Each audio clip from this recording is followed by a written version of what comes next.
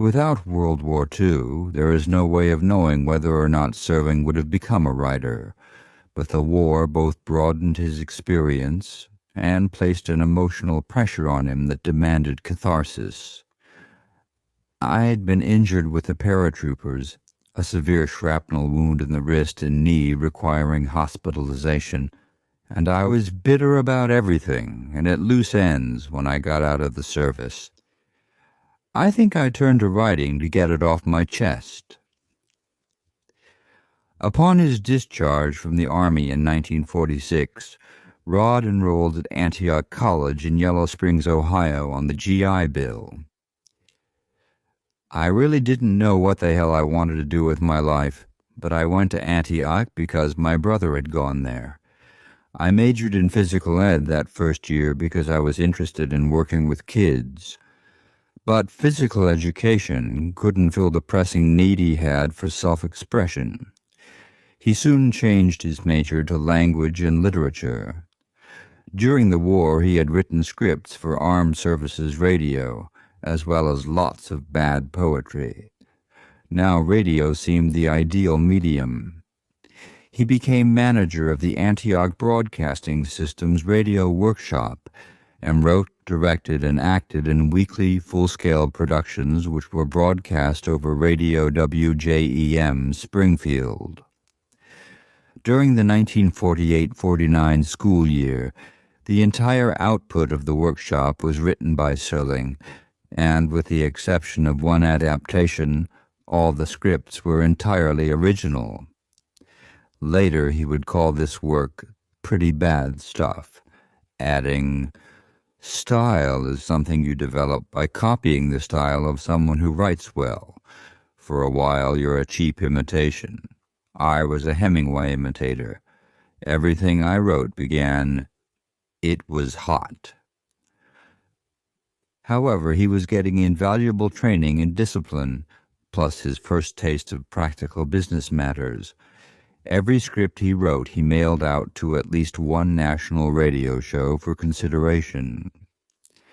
In the fall of 1946, Rod met Carolyn Louise Kramer, a strikingly attractive, articulate, no-nonsense young lady of 17, majoring in education and psychology.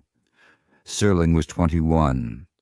Says Carol of their first meeting, "He struck me as being very intelligent, with a wonderful sense of humor, and there was something about him that fascinated me. I had never met anyone who was as self-assured before."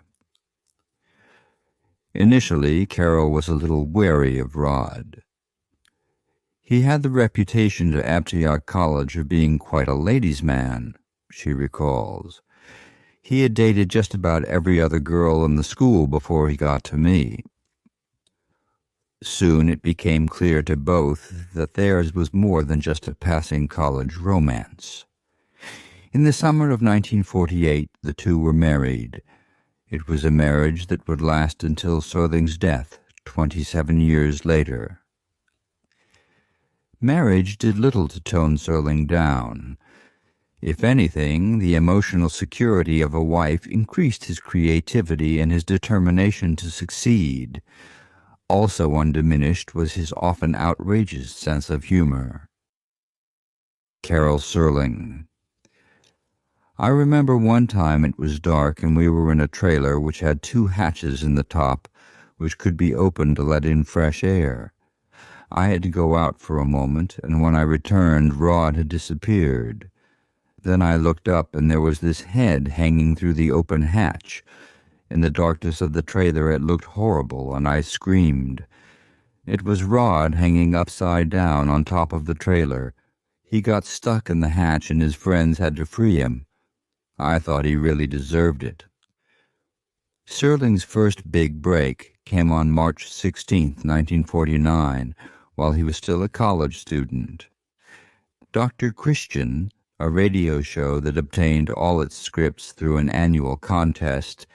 Its slogan was, "The only show on radio where the audience writes the scripts," sent him a telegram informing him that his script, "To Live a Dream," had won second prize.